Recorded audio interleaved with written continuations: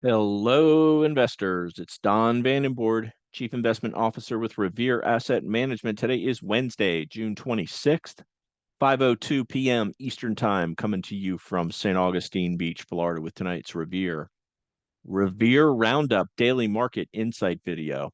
Market state, we're in an uptrend since May 6th. Check the trend gauge over here. Still got the four green arrows. A little bit of fine print to discuss. Market leaders strong, but some of the recent leaders falling by the wayside, but others stepping in. We have no problem keeping a very strong 21 over 21 list, and that is one of the factors that we consider when we're putting together our plan every day. And the five major indexes, we cover them in every video. Three green arrows there as well. However, mid and small caps continue to lag, thus the yellow sub arrow. Below their 21-day moving average, making a run at it this week, but not recouping it.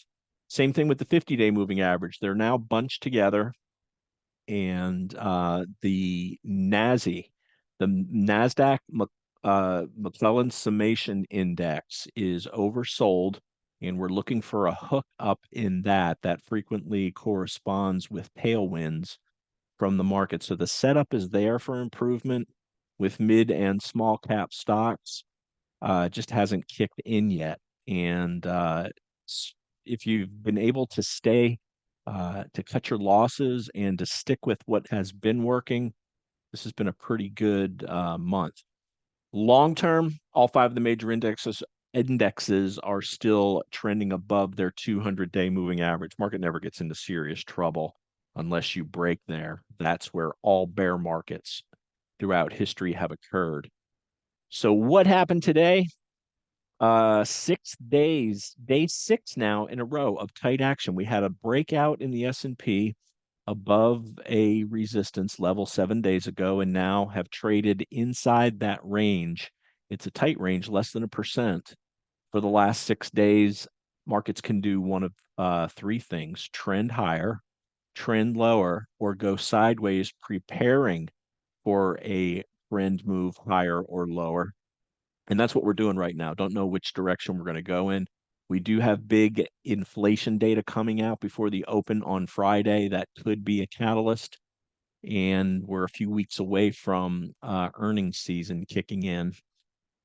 Here are the final numbers. The 21 over 21 list, not so good today. 6 up, 15 down, down an average of 0.77%. Big eight, however, really flexing up 1.55%. We got Tesla up 4.8%, Amazon up 3.9%, Apple up 2%. And NVIDIA, which was red most of the day, actually closed like Secretariat in the 73 Belmont to finish positive on the day. So the big eight continues to flex. RG8, this is our 8 growth ETF composite. Setups there, but it's not triggering. Down an average of 0.17%, lagging. And basically what this means is a lot of these mid and small cap and smaller big cap stocks that we're taking positions in, we're not seeing a whole lot of traction in them. We're getting out with either small losses, or they're pulling back and we're locking in small gains. A couple have been an exception. We've had some big winners like Kava. But really, we're kind of treading water when it comes to that part of the market. The S&P 500 opened down 0.2%. Strong close, just chopped around all day, but a strong close brought it up to green, up 0.16%. Again, that was led by big tech, as the equal weight S&P 500 was down 0.38%. NASDAQ 100 up 0.21, equal weight down 0.43.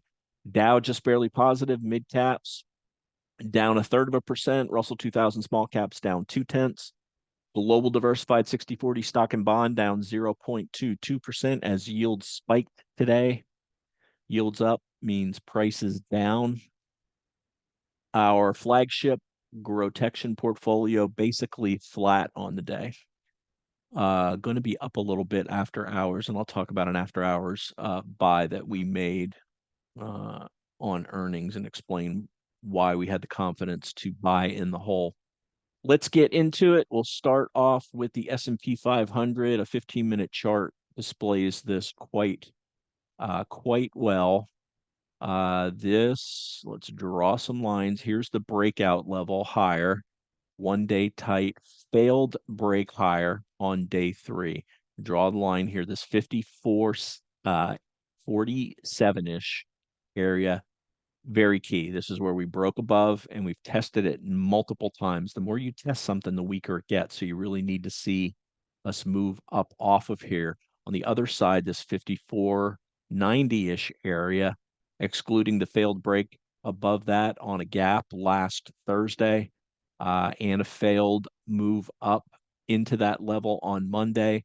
Basically, we've been chopping for 1, 2, 3, 4, 5, 6 days. So we'll see what tomorrow brings, or if it's another day of chop, waiting for that inflation data catalyst on Friday. Let's go to the NASDAQ 100. There's been a lot of some serious rotation going on, particularly for these 3 down days that you see.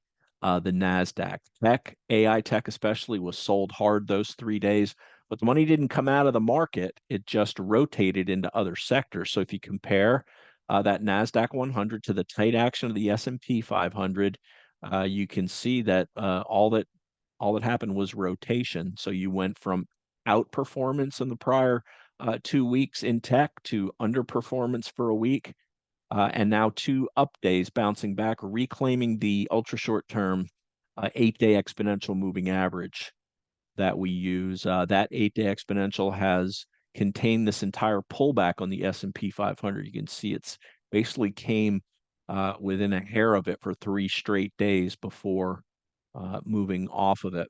Let's go to the Dow.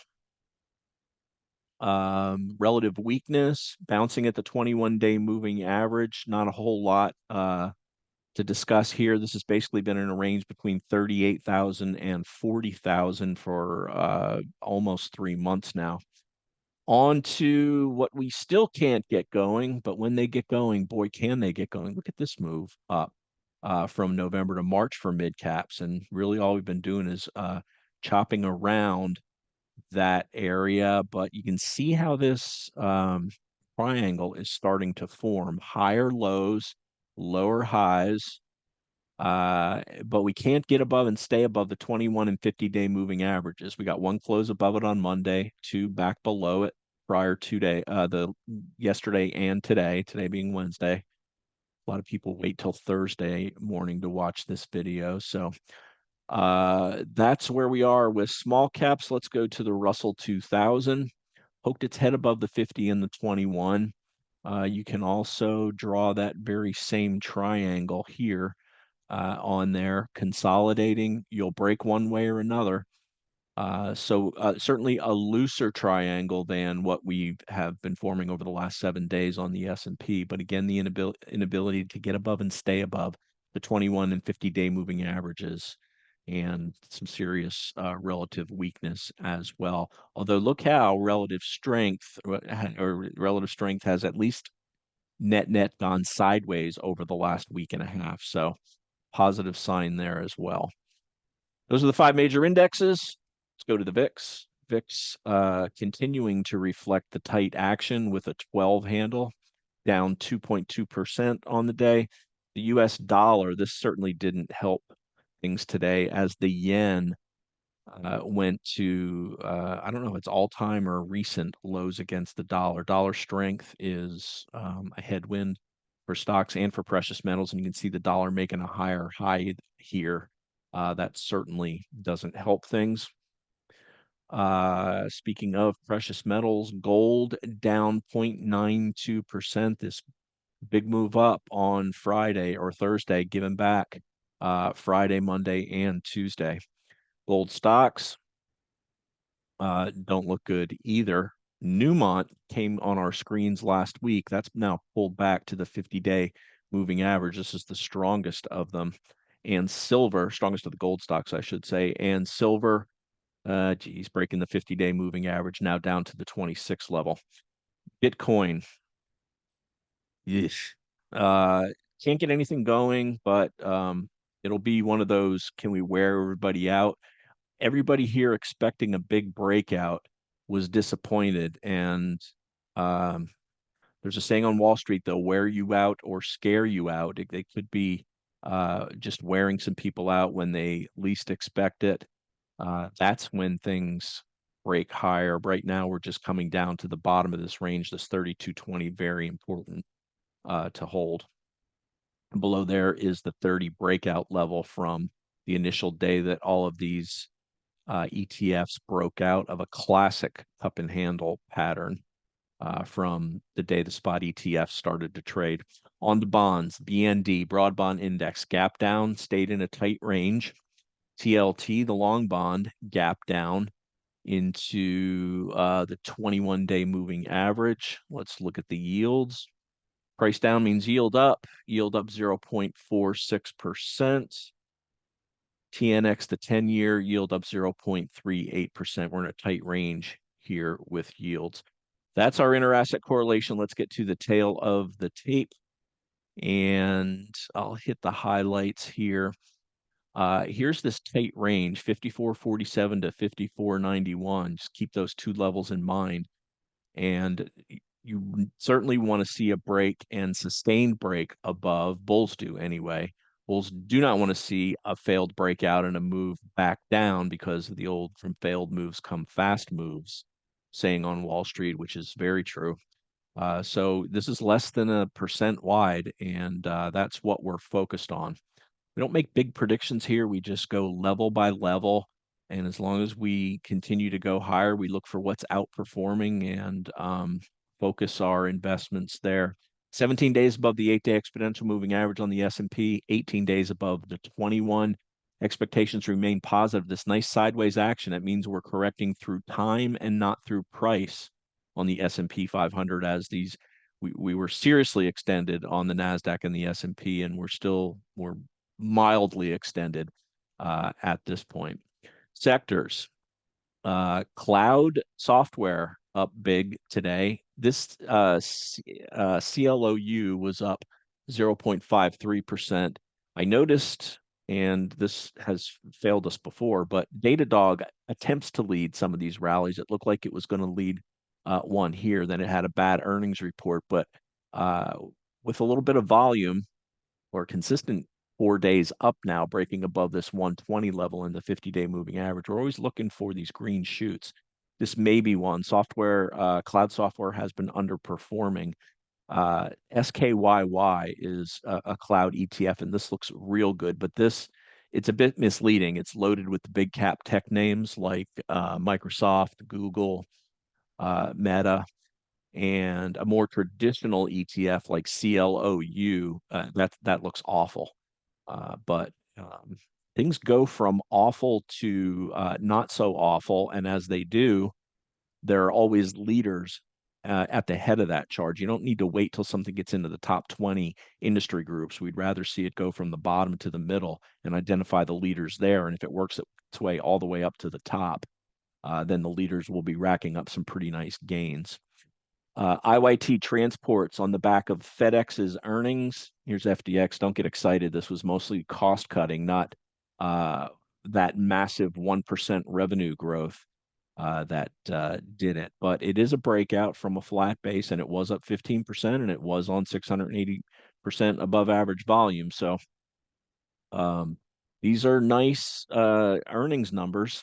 As far as percentage goes, with a PE of 14, it's certainly not an expensive stock, and some big institutions may be parking money there. But before you get all excited, note last earnings report, 2% decline in revenues, gapped up big time, stayed there for a week, and then that was it. Will history repeat? We'll see. We'll keep an eye on it, but not something we're looking to get into. That's why the transports were up. XLY, that's consumer discretionary. That's mostly made up of Tesla and Amazon. And with them being up today, this was clearly leading sector. A leading sector, and regional banks up as well. On the downside, oil, semiconductors, biotech, and gold. One move in-house today, buying Amazon. That was during hours. Let's take a look at that now. AM ZN, nice volume breakout of a flat base. This is almost a textbook breakout from a flat base. When a big stock like this, usually you'd like to see 100% or more. Above average volume will certainly take 60% with a big stock like this. Discount this big bar from last Friday as that was options expiration, but good stuff here from Amazon. We do want to see the relative strength catch up. It has not made a higher high along with price, so that is one thing that we do want to see happen. Great numbers here relative to their PE. Forever, people would say Amazon is too expensive, too expensive. Well, the uh, the earnings have caught up to the PE. So you've got a PEG ratio of around 1. That's Amazon. After hours, took a starter in Micron. Last week we sold Micron at 144 on this big negative reversal. Why are you buying a stock that's down after hours, you might ask? Well, from where it closed, the expected move was about $16. You subtract $16, and the algos try to take everyone out around these one-time moves, and they did. It came back right to the 10-week slash 50-day moving average, which is just below this prior breakout area. And since we're out at 144, you could say that we're playing with house money by re-entering it, but we did take a starter at 132, and it's at 135 after hours now. Earnings and sales beat. The forward guidance was within the expected ranges, so they didn't knock it out of the park there. But uh, their new product, I've read about it. It's very much in demand. It's needed for these AI data centers. And we'll see if Micron comes back. It's certainly in the right industry, and these numbers are monstrous for 24 and 25 earnings growth. Group has it going on with an A+ rating there, and we'll see what tomorrow brings. Ideally, we want to see it get back above the 21-day moving average, and we'll add to our position. So bottom line on the day, the S&P 500, day 6 of tight action, less than 1%, 6 days in a row, coiling for a move. What will be the catalyst for that move? That's what we're keeping our eye on. So let's go now to some individual tickers. We'll look at um, what was up and what was down in the portfolio today, or in the 21 over 21 list. Apple, nice move off the 8-day moving average. Bros, we don't own this, but it did make a new high today. Micron, as we were mentioning. Meta up into this 515 area. And I will mention Tesla because it had a nice move today, above average volume. If this was above the 200-day moving average, we probably would have bought it. Does have a lot of overhead supply here around this 200 level, as well as the 200-day moving average. But if it clears this, then it'll be front and center on our buy list. Revenues slated to pick back up next year. I'm sorry, earnings growth slated to pick back up next year. But if you look at the weekly chart here, it shows where earnings growth peaked 5 reports ago. When earnings peak, stocks normally don't continue higher. So we're looking for some sort of a catalyst. I know they've got a lot of things pending and promised, but until that follows into the actual numbers that are reported, you read a lot about slowdown in EV sales. We'll see. So to me, this is a very nice, tight, flat 8-week base that it's formed. We want to see it clear 200, the 200-day moving average, put in a little bit of a handle there, and we'll be interested in it. And let's see what was down in the portfolio today. HIMS, I don't know if there was news on this or not. It did undercut, but hold the 21-day moving average, which is what you want to see. First Solar, this is the only one of the 21 leaders list that has broken the 21 this week. So that'll be coming off, barring a miracle, and the group has really fallen off after a pretty nice couple of week run. This is nothing is ever easy. We had this big move up. We sold some into strength. We held some. We added back when we had this breakout. And plain and simple, this is a flag with a failed breakout. And you can hope it comes back, or you can take action. We got all out of it last week, and it continues to break lower, breaking the 21-day moving average, which has rolled lower. So breaking lower out of a consolidation is not what you want to see. It sets the trend as down as opposed to up, which it had been with that flag breakout. So that's First Solar. NRGU pull back today 2%. This is a triple ETF, so it's pretty volatile. Our size is small on that because of that. And ELF pulling back to the 8-day moving average. Palantir, tight range for the second straight day. That's going to wrap it. As always, like to hear from you. The email is don@revereasset.com. The phone's 855-REAL-WEALTH. That's 855-732-5932. Flagship portfolio is named GROTECTION because it serves a dual mandate, that being rules-based actions to grow portfolio during uptrends, protect it during pullbacks and downtrends. We lighten up when things start to pull back, especially if they break the 21 and the 50-day moving averages. That's what happened with this most recent pullback. Wasn't harsh, but from 52.65 to 49.53, enough to get us out of most of our individual positions. We kept our core position in the S&P 500. When we got back above the 21-day and started rallying higher, we put some positions back on, and we're continuing to ride those higher. Never know how long the wave is going to go, but we're going to ride it as long as we're able to.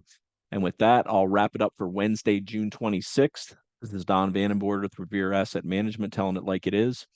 Thanks for listening and have a great day.